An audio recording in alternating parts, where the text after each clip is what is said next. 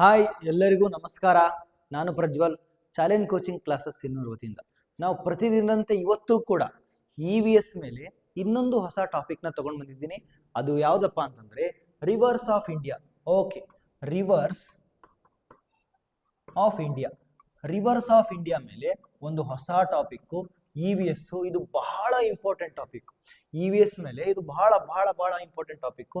ಯಾಕಂದ್ರೆ ಇದರೊಳಗಡೆ ಬಹಳಷ್ಟು ಫ್ಯಾಕ್ಚುಯಲ್ ಥಿಂಗ್ಸ್ನ ನಾವು ಕೇಳ್ಬೋದು. ನೋಡ್ರಿ, ಭಾರತದ ಲೈಫ್ ಲೈನ್ ರಿವರ್ಸ್. ಏನೋ ಲೈಫ್ ಲೈನ್ ಅಂದ್ರೆ ನಾವು ಬದುಕು ಕಟ್ಕೊಂಡಿದ್ದು ಎಲ್ಲಿ?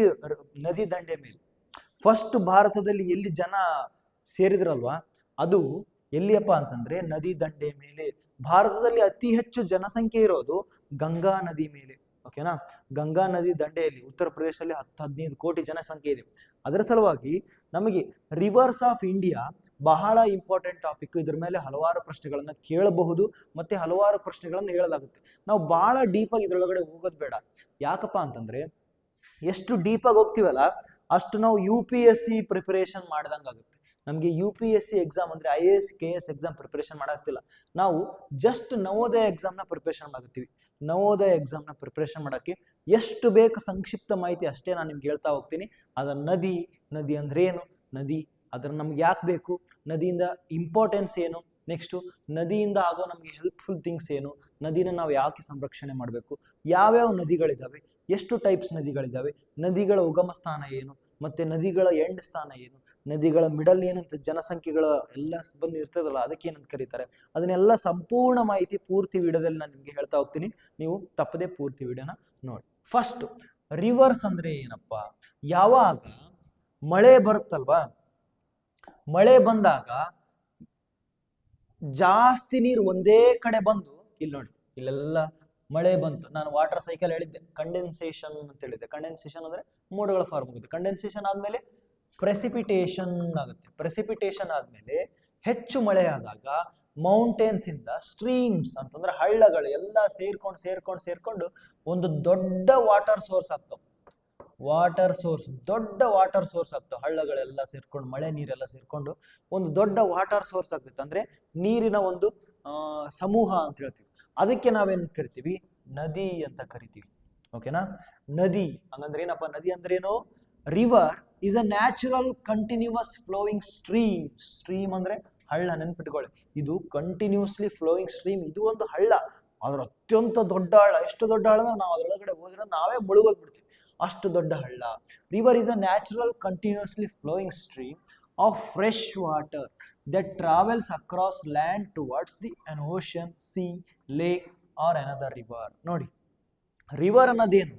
ಒಂದು ನ್ಯಾಚುರಲ್ ಕಂಟಿನ್ಯೂಸ್ಲಿ ಫ್ಲೋಯಿಂಗ್ ಸ್ಟ್ರೀಮ್ ಅಂತ. ಅದರ ಅರ್ಥ ಒಂದು ಕಂಟಿನ್ಯೂಸ್ ಆಗಿ ಫ್ಲೋ ಆಗ್ತಿರೋ ಹಳ್ಳ ಅದು ಏನ್ ಮಾಡುತ್ತಂದ್ರೆ ಭೂಮಿ ಮಧ್ಯದಲ್ಲಿ ಎಲ್ಲಿ ಜಾಗ ಇರುತ್ತೆ, ಅಲ್ಲಿ ಪರ್ವತಗಳ ನಡುವೆ ಎಲ್ಲಿ ಜಾಗ, ಎಲ್ಲಿ ತೆಗ್ಗಿರುತ್ತೆ, ಎಲ್ಲಿ ದಿಮ್ಮಿರುತ್ತೆ, ಅಲ್ಲೆಲ್ಲ ಅದನ್ನ ಅವಾಯ್ಡ್ ಮಾಡ್ಕೊಂಡು ತೆಗ್ಗಿರೋದ್ರಲ್ಲಿ ಮತ್ತೆ ಉಳಿದಿರೋ ಹಳ್ಳಗಳನ್ನೆಲ್ಲ ಸೇರಿಸ್ಕೊಂಡು, ಉಳಿದಿರೋ ನದಿಗಳನ್ನೆಲ್ಲ ಸೇರಿಸ್ಕೊಂಡು ಅದು ಹೋಗಿ ಒಂದು ಓಷನ್ ಅಂದ್ರೆ ಸಾಗರ, ಅಥವಾ ಸಿ ಅಂದ್ರೆ ನದಿ, ಅಥವಾ ಒಂದು ಇನ್ನೊಂದು ನದಿಗೆ ಹೋಗಿ ಸೇರ್ಕೊಳುತ್ತೆ. ಸಪೋಸ್ ನೋಡ್ರಿ, ಫಾರ್ ಎಕ್ಸಾಂಪಲ್ ಗಂಗಾ ನದಿ ಬಗ್ಗೆ ಕೇಳಿರ್ತೀರಿ, ಯಮುನಾ ನದಿ ಬಗ್ಗೆ ಕೇಳಿರ್ತೀರಿ.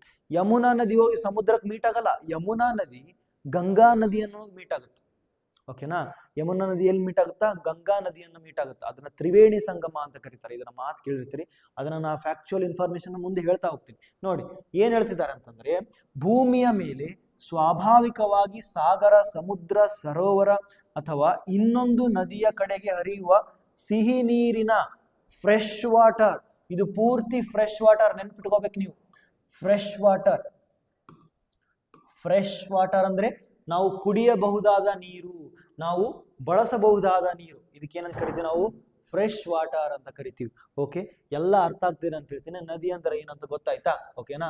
ನೆಕ್ಸ್ಟ್ ನೋಡಿ, ಇಂಪಾರ್ಟೆಂಟ್ ಟರ್ಮಿನಾಲಜೀಸ್ ಅಂತ. ನೋಡಿ, ನದಿಯೊಳಗಿನ ಭಾಗಗಳು ಅಂತ. ಫಸ್ಟ್ ನೋಡಿ ಸೋರ್ಸ್ ಅಂತ, ಅಥವಾ ಉಗಮ ಸ್ಥಾನ. ನದಿಯ ಉಗಮ ಸ್ಥಾನ ಅಂದ್ರೆ ನದಿಯ ಹುಟ್ಟೋದೆಲ್ಲಿ? ಓಕೆನಾ? ನಮ್ಮ ಹುಟ್ಟೆಯಲ್ಲಿ ನಮ್ಮ ತಾಯಿ ಗರ್ಭದೊಳಗಲ್ವಾ, ಅದೇ ತರ ಸೇಮ್ ನದಿ ಕೂಡ ಒಂದು ಹುಟ್ಟು ಇರುತ್ತೆ. ಹುಟ್ಟು ಅಂತಂದ್ರೆ ಎಲ್ಲಿಂದ ನದಿ ಸ್ಟಾರ್ಟ್ ಆಯ್ತು? ನೋಡ್ರಿ, ಯಾವುದೇ ಒಂದು ಇವೆಂಟ್ ಆಗ್ಲಿ, ಯಾವುದೇ ಒಂದು ವಸ್ತು ಆಗ್ಲಿ, ಯಾವುದೇ ಅದಕ್ಕೆ ಆದಿ ಮತ್ತೆ ಅಂತ್ಯ ಎರಡು ಇರುತ್ತಂತ ಹೇಳ್ತಾರೆ. ಹುಟ್ಟು ಅಂದ್ರೆ ಆದಿ, ಅದು ಎಲ್ಲಿಂದ ಸ್ಟಾರ್ಟ್ ಆಗುತ್ತೆ? ಸಪೋಸ್ ನೋಡ್ರಿ, ನಾನು ನಿಮ್ಗೆ ಹೇಳಿದೆ ಇಲ್ಲೆಲ್ಲ ಮಳೆ ಬೀಳುತ್ತೆ. ಮಳೆ ಬಿದ್ದಾಗ ಏನಾಗುತ್ತೆ, ಮಳೆ ಒಂದೇ ಕಡೆ ಸೇರ್ಕೊಳುತ್ತೆ. ಇಲ್ಲಿ ನದಿ ಸ್ಟಾರ್ಟ್ ಆಯ್ತು. ಓಕೆನಾ, ಇಲ್ಲಿ ನದಿ ಸ್ಟಾರ್ಟ್ ಆಯ್ತು. ಓಕೆನಾ, ಇದಕ್ಕೆ ಉಗಮ ಸ್ಥಾನ ಅಂತ ಕರಿತೀವಿ. ಪ್ಲೇಸ್ ವೇರ್ ಅ ರಿವರ್ ಬಿಗಿನ್ಸ್ ಇನ್ ಮೌಂಟೇನ್ಸ್. ಮೌಂಟೇನ್ಸ್ ಒಳಗಡೆ ಸ್ಟಾರ್ಟ್ ಆಗುತ್ತೆ.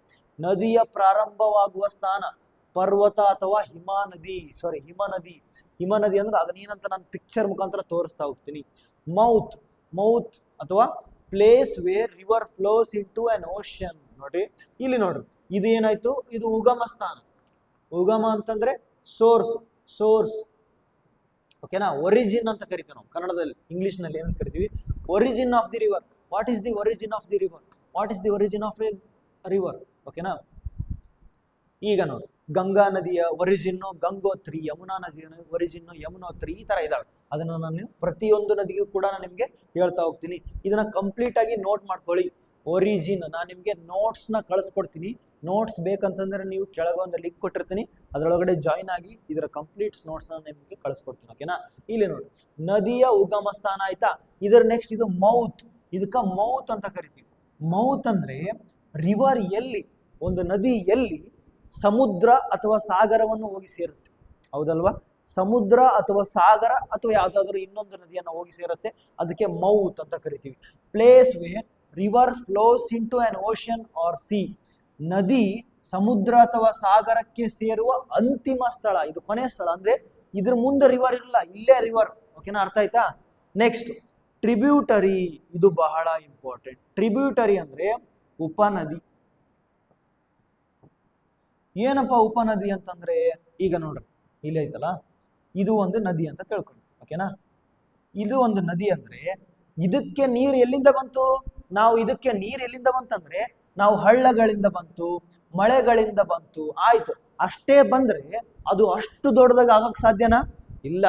ಈ ತರ ಹಳ್ಳಗಳು ಸೇರ್ಕೊಂಡು ಒಂದು ಸಣ್ಣ ನದಿ ಬಂದು ಏನಾಗ್ತದೆ ಗೊತ್ತಾ, ಇನ್ನೊಂದು ಉಪನದಿಗಳು ಬಂದು ಈ ತರ ಸೇರ್ಕೊಂತವೆ. ಉಪನದಿ ಅಂದ್ರೆ ಅದು ಕೂಡ ಇನ್ನೊಂದು ನದಿ. ಈಗ ಭೀಮಾ ನದಿ ಕೃಷ್ಣಾ ನದಿನ ಬಂದು ಸೇರ್ಕೊಳತ್ತೆ, ತುಂಗಭದ್ರಾ ನದಿ ಕೃಷ್ಣಾ ನದಿನ ಬಂದು ಸೇರ್ಕೊಳತ್ತೆ. ಅವಾಗ ಕೃಷ್ಣಾ ನದಿ ದೊಡ್ಡದಾಗ್ತಾ ಹೋಗುತ್ತೆ. ಆಯ್ತಾ, ಅರ್ಥ ಆಯ್ತಾ? ಅದೇ ತರ ಗಂಗಾ ನದಿಗೆ ಬ್ರಹ್ಮಪುತ್ರ ನದಿ ಮತ್ತೆ ಯಾವುದು ಇನ್ನೊಂದು ಯಮುನಾ ನದಿ, ಅವು ಬಂದು ಸೇರ್ಕೊಂಡಾಗ ಗಂಗಾ ದೊಡ್ಡದಾಗತ್ತೆ. ಇಡೀ ಬಾಂಗ್ಲಾದೇಶನ ಲೈಫ್ ಲೈನ್ ಅಥವಾ ಅಷ್ಟು ದೊಡ್ಡ ನದಿ, ಒಂದು ದೇಶಕ್ಕೆ ಇಂಪಾರ್ಟೆಂಟ್ ನದಿ ಇದು, ಅಷ್ಟು ದೊಡ್ಡ ನದಿ. ಇದೇ ತರ ನೀವು ಸಿಂಧೂ ನದಿ ನೋಡಿದ್ರೆ ಜೇಲಂ, ರಾವಿ ಅಂತ ಐದು ನದಿಗಳದು. ಓಕೆನಾ, ಅದರ ಬಗ್ಗೆ ನಾನೆಲ್ಲ ಪೂರ್ತಿ ಡಿಸ್ಕಷನ್ ಮಾಡ್ತಾ ಹೋಗ್ತೀನಿ. ಓಕೆನಾ, ನೆಕ್ಸ್ಟ್ ನೋಡಿ, ಇವಾಗ ಗೊತ್ತಾಯ್ತಾ? ಒಂದು origin, next mouth, next tributary. ಇದರೊಳಗಡೆ 3 ಟರ್ಮಿನಾಲಜಿ, ಪ್ರಮುಖ ಪದಗಳು. ಒಂದು origin of the river. What is the origin of the river ಅಂದ್ರೆ ಎಲ್ಲಿ ನದಿ ಉಗಮ ಆಯ್ತು. What is the mouth of the river ಅಂದ್ರೆ ಎಲ್ಲಿ ನದಿ ಎಂಡ್ ಆಯ್ತು. Next what is the tributary ಅಂತಂದ್ರೆ ನದಿಯ ಉಪನದಿ. ಈ ನದಿಗೆ ಇನ್ನೊಂದು ಬಂದ ನದಿ ಸೇರ್ಕೊಂಡುತ್ತೆ. ಇಲ್ಲಿ ನದಿ ಹೊಂಟೈತೆ ಅಂತ ತಿಳ್ಕೊರಿ, ದೊಡ್ಡ ನದಿ, ಇಲ್ಲಿ ಸಣ್ಣ ನದಿ ಬಂದಿದ್ದಕ್ಕ ಈ ತರ ಸೇರ್ಕೊಂಡುತ್ತೆ. ಇದು ಟ್ರಿಬ್ಯೂಟರಿ. ಇದರ ಚಿತ್ರನ ನಾನು ನಿಮ್ಗೆ ತೋರಿಸ್ತೀನಿ. ಓಕೆ, ಮುಂದೆ ಹೋಗೋಣವಾ? ನೆಕ್ಸ್ಟ್ ನೋಡಿ. ಓಕೆ, ಮುಂದೆ ಹೋಗೋಕ್ಕಿಂತ ಮುಂಚೆ ನಾವು ನಮ್ಮ ಚಾಲೆಂಜ್ ಕೋಚಿಂಗ್ ಕ್ಲಾಸಸ್ ವತಿಯಿಂದ ನವೋದಯ ಆನ್ಲೈನ್ ಕ್ಲಾಸಸ್ನ ಡೈಲಿ ಕಂಡಕ್ಟ್ ಮಾಡ್ತಾ ಇದ್ದೀವಿ. ಯಾರ್ಯಾರಿಗೆ 3rd, 4th, 5th ಇದಕ್ಕೆ ನೀವು 4000 ರುಪೀಸ್ಗೆ ಅಷ್ಟೇ. ಇದನ್ನು ನಾವು ಗೌರ್ಮೆಂಟ್ ಸ್ಕೂಲ್ ಮಕ್ಕಳಿಗೆ ಯಾರ್ಯಾರು ಕೋಚಿಂಗ್ನ ಅಫೋರ್ಡ್ ಮಾಡೋಕ್ಕಾಗಲ್ಲ, ಅದರ ಸಲುವಾಗಿ ನಾವು ಇವನ್ನ ಆನ್ಲೈನ್ ಕ್ಲಾಸಸ್ನ ಕಂಡಕ್ಟ್ ಮಾಡ್ತಾ ಇದ್ದೀವಿ. ಇದರೊಳಗಡೆ ನಿಮಗೆ ಗೂಗಲ್ ಮೀಟಲ್ಲಿ ಲೈವ್ ಕ್ಲಾಸಸ್ ಇರುತ್ತೆ. ಲೈವ್ ಅಂದರೆ 1-to-1 ಇಂಟ್ರಾಕ್ಷನ್. ನಾವು ನಿಮಗೆ ಡೈರೆಕ್ಟಾಗಿ ಹೇಳ್ತೀವಿ, ನಿಮಗೆ ಡೌಟ್ ಏನಿರುತ್ತೆ ಅದನ್ನ ಕೇಳಕ್ಕೆ ಬರುತ್ತೆ.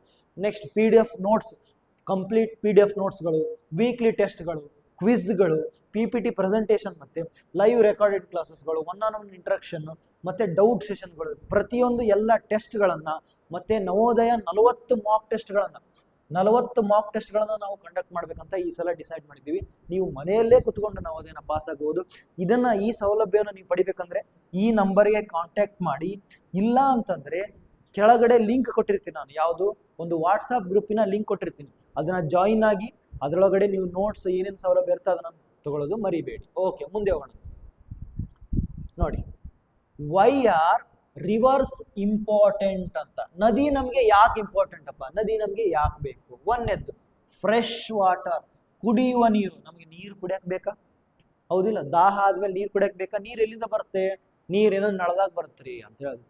ನಳದಾಗ ಎಲ್ಲಿಂದ ಬರುತ್ತೆ ನೀರು? ನಳದಾಗ ಯಾರೋ ಒಬ್ರು ಕಳಿಸ್ಬೇಕಾ? ಅದು ಎಲ್ಲಿಂದ ಬರುತ್ತಾ?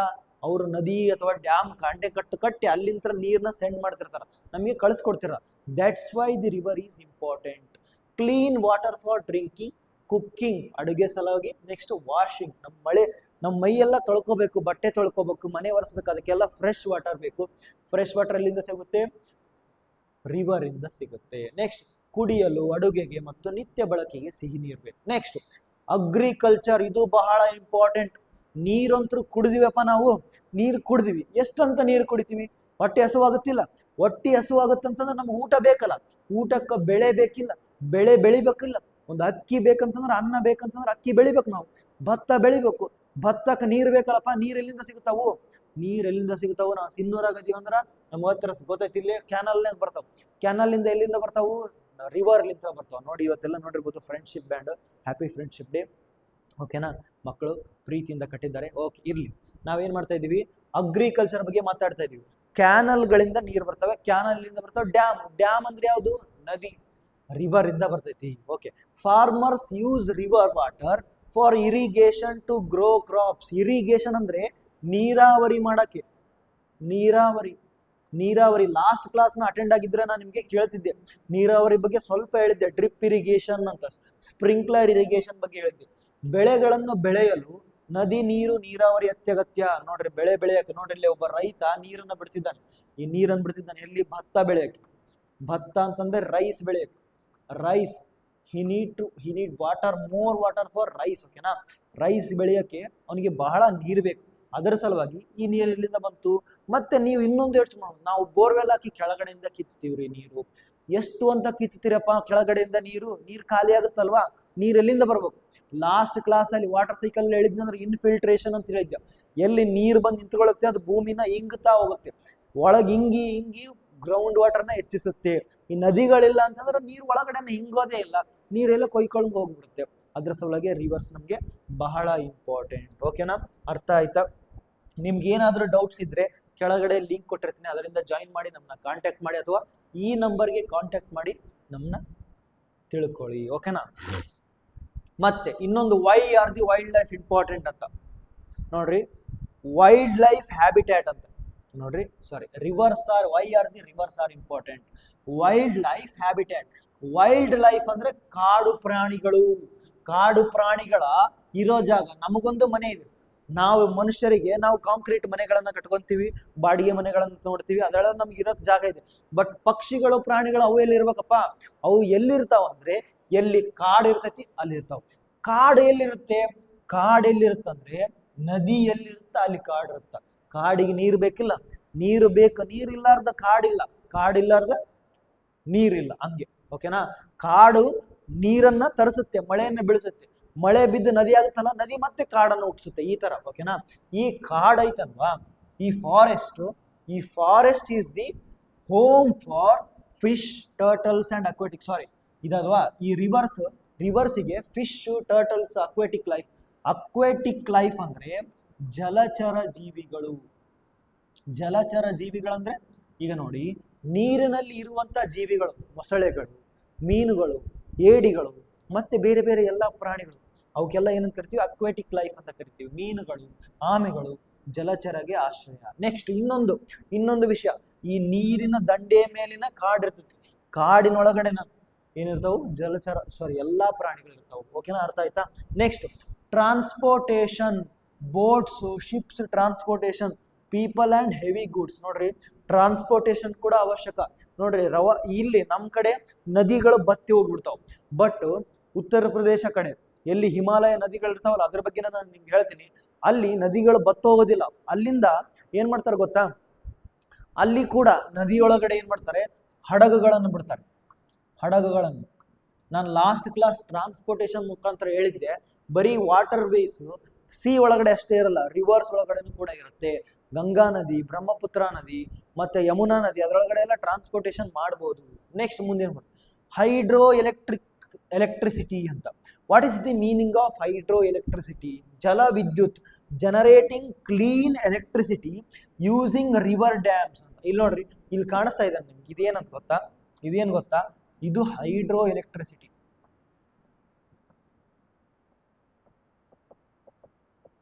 ಹೈಡ್ರೋ ಎಲೆಕ್ಟ್ರಿಸಿಟಿ ಅಂದ್ರೆ ಏನಪ್ಪಾ? ನೀರಿನಿಂದ ವಿದ್ಯುತ್ತನ್ನ ಉತ್ಪಾದನೆ ಮಾಡೋದು. ಹಂಗಂದ್ರೆ ಏನು? ನೀರಿನಿಂದ ಹೆಂಗ್ ಉತ್ಪಾದನೆ ಮಾಡ್ತೀವಿ ನಾವು ವಿದ್ಯುತ್ತನ್ನ?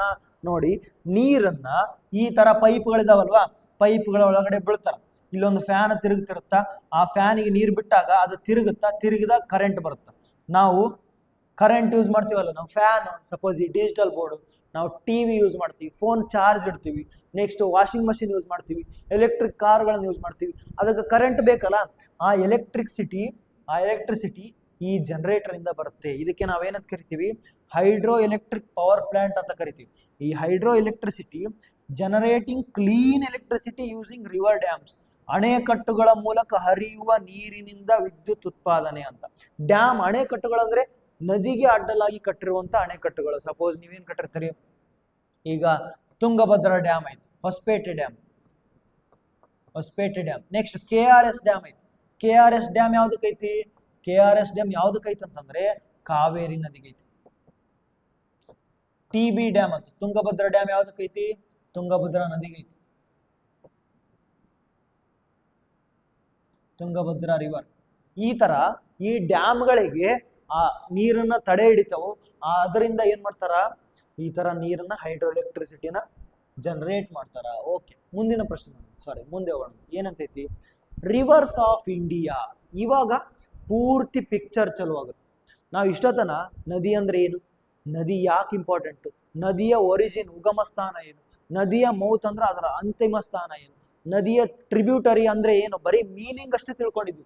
ಇವಾಗ ರಿಯಲ್ ಫ್ಯಾಕ್ಚುಯಲ್ ಇನ್ಫಾರ್ಮೇಶನ್ ಗೊತ್ತಾಗೋದು. ಏನು? Rivers of India. ಭಾರತದ ನದಿಗಳಲ್ಲಿ 2 ಪ್ರಮುಖ ವಿಭಾಗಗಳು, 2 ಟೈಪ್ಸ್ ಅದಾವ. ಯಾವ್ಯಾವಪ್ಪ ಅಂದ್ರೆ, ಒಂದು ಗ್ರೂಪ್ ಎ ಒಳಗಡೆ ಹಿಮಾಲಯನ್ ರಿವರ್ಸ್ ಅಂತ, ಅಂದ್ರೆ ಹಿಮಾಲಯದಿಂದ ಒರಿಜಿನ್ ಆಗುವಂತ ರಿವರ್ಸ್. ಎಲ್ಲಿ ಹಿಮಾಲಯ ಇರ್ತ ನೋಡು, ಅಲ್ಲಿಂದ ನದಿಗಳು ಹುಟ್ಕೊಂಡ್ ಬರ್ತಾವಲ್ಲ, ಅದಕ್ಕೆ ನಾವು ಹಿಮಾಲಯನ್ ರಿವರ್ಸ್ ಅಂತ ಕರಿತೀವಿ. ನೆಕ್ಸ್ಟ್, ಎಲ್ಲಿ ಪೆನಿನ್ಸುಲಾ ರಿವರ್ಸ್ ಅಂತಂದ್ರೆ ಅದನ್ನ ಬಿಟ್ಟು ಉಳಿದಿರೋ ಕೆಳಗಡೆ ದಕ್ಷಿಣ ಭಾರತದಲ್ಲಿ ಇರುವಂತ ಎಲ್ಲಾ ನದಿಗಳು ಪೆನಿನ್ಸುಲಾ ರಿವರ್ಸ್. ಅಂದ್ರೆ ಯಾವ ಬೆಟ್ಟ ಗುಡ್ಡಗಳಿಂದ ಹುಟ್ಟುಕೊಳ್ಳುವಂತ, ಹಿಮಾಲಯದ ಹುಟ್ಟುಕೊಳ್ಳೋ ಬೇರೆ, ಮತ್ತೆ ಬೆಟ್ಟ ಗುಡ್ಡಗಳಿಂದ ಹುಟ್ಟುಕೊಳ್ಳುವಂತ ರಿವರ್ಸ್ ಬೇರೆ. ನೋಡ್ರಿ, ಇಲ್ಲಿ ನೋಡ್ರಿ, ಹಿಮಾಲಯನ್ ರಿವರ್ಸ್ ಅಂದ್ರೆ ಹಿಮಾಲಯನ್ ಗ್ಲೇಷಿಯರ್ಸ್ ಒರಿಜಿನ್. ಗ್ಲೇಷಿಯರ್ಸ್ ಅಂದ್ರೆ ಏನ್ ಗೊತ್ತಾ? ಅಲ್ಲಿ ಅತಿ ಹೆಚ್ಚು ಐಸ್ ಇರುತ್ತೆ, ಹಿಮ ನದಿ ಅಂತ ಕರಿತೀವಿ ನಾವು ಇದನ್ನ, ಹಿಮಪಾತ. ಅಥವಾ ಅಲ್ಲಿ ಗ್ಲೇಷಿಯರ್ಸ್ ಅಂತಂದ್ರೆ ಅತಿ ಹೆಚ್ಚು ಹಿಮ ಕುಡ್ಕೊಂಡಿರುತ್ತೆ. ಅದನ್ನ ಕರಗಿದಾಗ ಹಿಮಾಲಯನ್ ರಿವರ್ಸಿಗೆ ಜೀವ ತುಂಬುತ್ತಾವ, ಅಂದ್ರೆ ಅಲ್ಲಿಗೆ ಬಂದು ನೀರು ಸೇರ್ಕೊಳುತ್ತೆ. ಹಿಮಾಲಯದ ನದಿಗಳು ಸದಾವಾಹಿ. ಓಕೆ, ಸದಾವಾಹಿ ಅದರ ಅರ್ಥ ಏನು? ಇವು ವರ್ಷ ಪೂರ್ತಿ ಹರಿತಾ ಇರ್ತಾವ. ನೋಡ್ರಿ, ನಮ್ಮ ನದಿ, ನಾನು ಕೃಷ್ಣಾ ನದಿ ಸಮೀಪ ಅದೇನೆ, ಅಥವಾ ತುಂಗಭದ್ರಾ ನದಿ ಸಮೀಪ. ಇವಾಗ ಯಾವಾಗ ಮಳೆ ಬರುತ್ತೆ, ಅದಕ್ಕೆ ನೀರು ಬರುತ್ತೆ, ನೀರು ಹರ್ಕೊಂಡು ಹೋಗ್ತಾವು, ನದಿ ಪೂರ್ತಿ ದೊಡ್ಡದಾಗಿ ಬೃಹತ್ ಗಾತ್ರ ತಗೊಂಡು ಹರಿತಾ ಇರುತ್ತೆ. ಯಾವಾಗ ಸಮ್ಮರ್ ಬರುತ್ತೆ ನೋಡು, ಸಮ್ಮರ್ ಬಂದಾಗ ಬಿಸಿಲು ಜಾಸ್ತಿ ಆದಾಗ ಮಳೆ ಬರಂಗಿಲ್ಲಲ್ಲ, ನದಿ ಕೂಡ ಅವಾಗ ಬತ್ತೋಗಿ ಬಿಡುತ್ತ. ಬಟ್ ಹಿಮಾಲಯ ನದಿಗಳು ಹಂಗಲ್ಲ, ಮಳೆ ಬಂದಾಗ ಮಳೆಯಿಂದ ನೀರು ಹೋಗುತ್ತ. ಬಟ್ ಯಾವಾಗ ಸಮ್ಮರ್ ಬರುತ್ತಲ್ಲ, ಸಮ್ಮರ್ ಬಂದಾಗ ಏನಾಗುತ್ತೆ ಗೊತ್ತಾ? ಹಿಮ ಇರುತ್ತೆ ನೋಡಿ, ಹಿಮ, ಸ್ನೋ ವಿಲ್ ಮೆಲ್ಟ್. ಹಿಮ ಏನಾಗುತ್ತೆ? ಮೆಲ್ಟ್ ಆಗುತ್ತೆ. ಮೆಲ್ಟ್ ಆಗಿ ವಾಪಸ್ ಸಮ್ಮರ್ ಒಳಗೆ ಕೂಡ ನದಿ ಮತ್ತೆ ಬೃಹತ್ ಗಾತ್ರದೊಳಗೆ ಹರಿಯುತ್ತ. ಇದಕ್ಕೆ ನಾವು ಎವರ್ ಗ್ರೀನ್ ಅಂತ ಕರಿತೀವಿ. ಎವರ್ ಗ್ರೀನ್ ನದಿ ಅಥವಾ ಸದಾವಾಹಿ ನದಿಗಳು ವರ್ಷ ಪೂರ್ತಿ ಹರಿತಾನೆ ಇರ್ತವೆ. ಸಪೋಸು ಗಂಗಾ ನದಿ ಆಯ್ತು, ಯಮುನಾ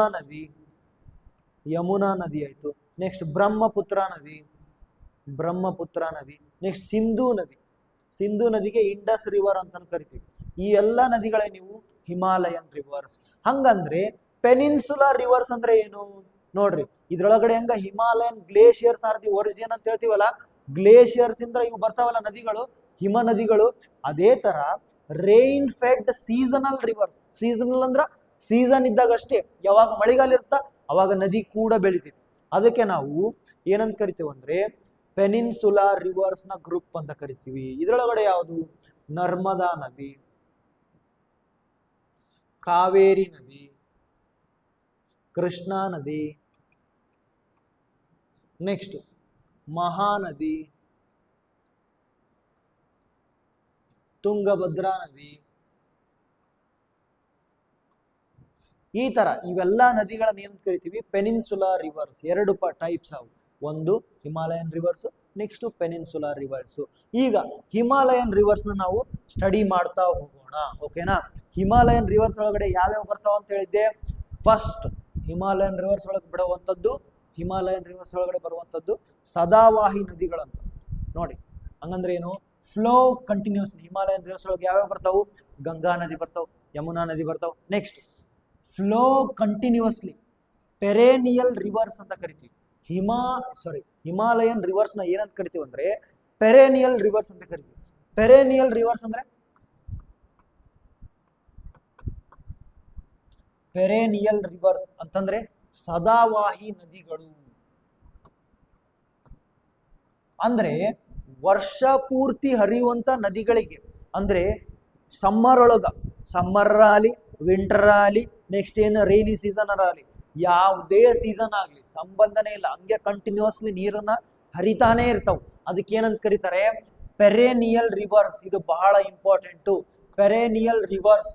ಇದನ್ನ ಪೆರೇನಿಯಲ್ ರಿವರ್ಸ್ ಹಂಗಂದ್ರೆ flow continuously all 12 months of the years. ವರ್ಷ ಪೂರ್ತಿ ನಿರಂತರವಾಗಿ ಹರಿಯುವ ನದಿಗಳನ್ನ ಏನಂತ ಕರೀತಾರೆ ಪೆರೇನಿಯಲ್ ರಿವರ್ಸ್ ಅಂತ ಕರೀತಾರೆ. ಅವು ಯಾವುವು, ಹಿಮಾಲಯನ್ ರಿವರ್ಸ್. ಎಲ್ಲ ಹಿಮಾಲಯನ್ ರಿವರ್ಸ್ ಪೆರೇನಿಯಲ್ ರಿವರ್ಸು. ಯಾಕಂದ್ರೆ ಸಮ್ಮರ್ ಒಳಗಡೆ ಹಿಮ ಕರಗತ್ತೆ ನೋಡ್ರಿ, ಇಲ್ಲೆಲ್ಲ ಹಿಮ ಐತಲ್ವಾ, ಈ ಹಿಮ ಎಲ್ಲ ಕರಗಿ ನದಿಗೆ ನೀರನ್ನು ಕೊಡ್ತಾ ಮತ್ತೆ ನದಿ ದೊಡ್ಡದಾಗಿ ಹರಿಯುತ್ತೆ. ಅರ್ಥ ಆಯ್ತಾ. Next water sources Fed by melting Himalayan glaciers monsoon rain. ಹಿಮ ನದಿಗಳ ಕರಗುವಿಕೆ ಮತ್ತು ಮಳೆಯಿಂದ ನೀರು ಪಡೆಯುತ್ತವೆ ಅಂತ. ಅಂದ್ರೆ ಯಾವಾಗ ಇಲ್ಲಿರ್ತಲ್ಲ, ಫಸ್ಟ್ ಒಂದು ಸಲ ಮಳೆ ಬರುತ್ತೆ, ಮಳೆಯಿಂದ ನೀರು ಪಡುತ್ತೆ. ಯಾವಾಗ, ಸಮ್ಮರ್ ಸೀಸನ್ ಒಳಗೆ. ವಿಂಟರ್ ಸೀಸನ್ ಒಳಗ ಇಲ್ಲಿರುತ್ತಲ್ಲ, ಇದು ಐಸ್ ಒಳಗಡೆನ ಕೆಳಗಡೆ ನೀರಿರುತ್ತೆ. ಸಮ್ಮರ್ ಇಂದ ಕಂಟಿನ್ಯೂಸ್ ಸೀಸನ್ ಇರುತ್ತಲ್ವಾ, ಅವಾಗ ಸಮ್ಮರ್ ಅಲ್ಲ, ರೈನಿ ಸೀಸನ್ ಒಳಗಡೆ ಮಳೆ ಬರ್ತೈತಿ, ಮಳೆಯಿಂದ ತಳ್ಕೊಳತಿ. ನೆಕ್ಸ್ಟ್ ಒಳ್ಳೆ ಯಾವಾಗ ಸಮ್ಮರ್ ಬರುತ್ತೆ ನೋಡು, ಆ ಸಮ್ಮರ್ ಒಳಗಡೆ ಇದೆಲ್ಲ ಕರಗುತ್ತ, ಐಸ್ ಕರಗಿ ವಾಪಸ್ ನೀರು ಕೊಡ್ತಾ ವಾಪಸ್ ಮತ್ತೆ ನದಿ ಹರಿತಾ ಹೋಗುತ್ತಾ. ಇದಕ್ಕೆ ನಾವೇನಂತ ಕರಿತೀವಿ ಪೆರೇನಿಯಲ್ ರಿವರ್ಸ್ ಅಂತ ಕರಿತೀವಿ.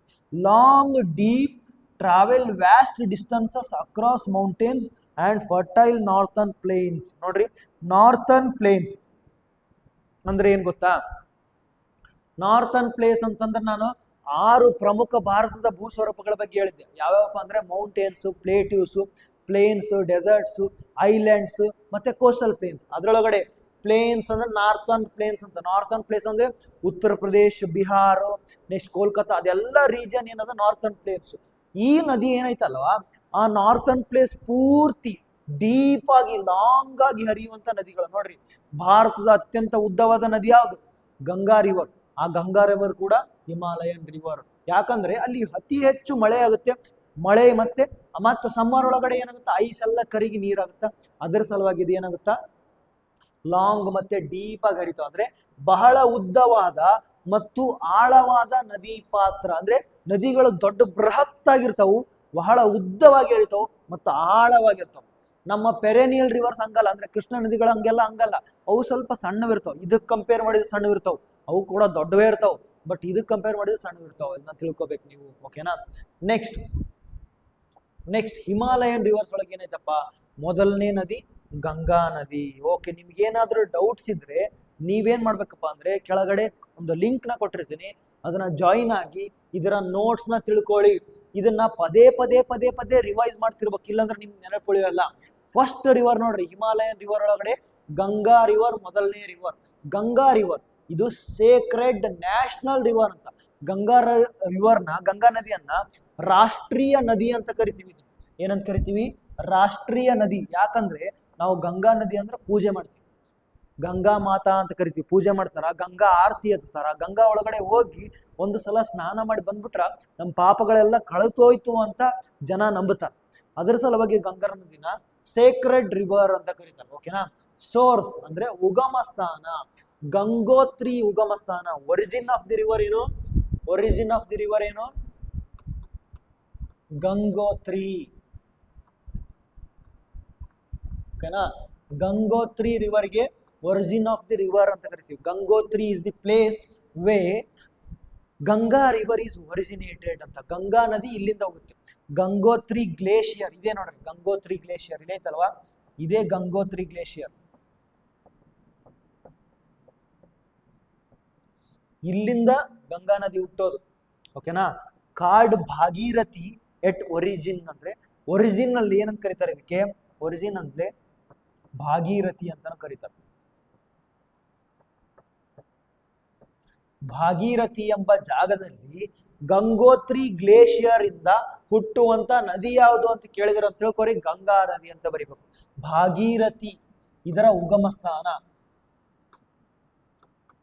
ಭಾಗೀರಥಿ ಇದರ ಉಗಮ ಸ್ಥಾನ. ನೋಡ್ರಿ, ಇದಕ್ಕೆ ಭಾಗೀರಥಿ ಅಂತ ಯಾಕಿಟ್ರು ಅಂತಂದ್ರೆ, ಭಾಗೀರಥ ಅಂತ ಒಬ್ಬ ರಾಜ ಇದ್ದ. ಆ ರಾಜ ಇಂಡಿಯಾದಲ್ಲಿ, ಭಾರತದಲ್ಲಿ ಬಹಳ ಇದಾಗ್ಬಿಡ್ತು. ಡ್ರಾಟ್ ಅಂದ್ರೆ ಎಲ್ಲ ಕಡೆ ನೀರೇ ಇಲ್ಲ, ಇಲ್ಲಿ ಹುಡುಕಿದ್ರು ನೀರೇ ಇಲ್ಲ, ಬರಗಾಲ ಬಂದ್ಬಿಡ್ತು. ಅವಾಗ ಭಾಗೀರಥ ಅನ್ನೋ ರಾಜ ಹೋಗಿ ತಪಸ್ಸಿಗೆ ಕೊಡ್ತಾನ. ಘೋರ ತಪಸ್ಸು ಮಾಡಿ ಗಂಗೆಯನ್ನ ಸ್ವರ್ಗದಿಂದ ಭೂಮಿಗೆ ತಂದ. ಅದರ ಸಲುವಾಗಿ ಆ ಜಾಗನ ಭಾಗೀರಥಿ ಅಂತಾನೆ ಹೆಸರಿಟ್ಟಾರ ಅಂತ ಪುರಾಣದೊಳಗಡೆ ನಾವು ಕಥೆಯನ್ನು ಕೇಳ್ತೀವಿ. ಇದರ ಬಗ್ಗೆ ಬಹಳ ಇಂಪಾರ್ಟೆಂಟ್ ಜಗ್ಗು ಸ್ಟೋರೀಸ್ ಅದಾವು, ಬಹಳ ಸ್ಟೋರೀಸ್ ಅದಾವು. ಮತ್ತೆ ಬಹಳ ಇಂಪಾರ್ಟೆಂಟ್ ಇನ್ಫಾರ್ಮೇಶನ್ ಏನಪ್ಪಾ ಅಂತಂದ್ರೆ, Bhagirathi is the origin of the Ganga river. ಯಾವ ಗ್ಲೇಷಿಯರ್ ಇಂದ ಉಗಮ ಸ್ಥಾನ ಆಗುತ್ತಂದ್ರೆ ಗಂಗೋತ್ರಿ ಗ್ಲೇಷಿಯರ್. ಓಕೆನಾ, ಇದು ಬಹಳ ಇಂಪಾರ್ಟೆಂಟ್. ಓಕೆನಾ, ಗಂಗೋತ್ರಿ ಗ್ಲೇಷಿಯರ್ ಇಂದ ಉಗಮ ಸ್ಥಾನ ಆಗೋದು, Bhagirathi is the origin place.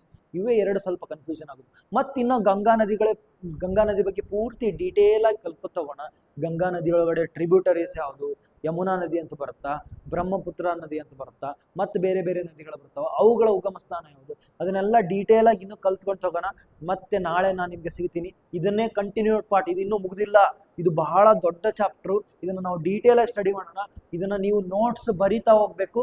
Notes ಬೇಕಂದ್ರೆ ಕೆಳಗೆ ನಾನು ಲಿಂಕ್ ಕೊಟ್ಟಿರ್ತೀನಿ ಆ ವಿಡಿಯೋ ಕೆಳಗಡೆ, ಅದನ್ನ ನೀವು ಜಾಯಿನ್ ಆಗೋದನ್ನ ಮರಿಬೇಡಿ. ಮತ್ತೆ ನಾಳೆ ಸಿಗ್ತೀನಿ. ಅಲ್ಲಿವರೆಗೆ ಬೈ ಬೈ.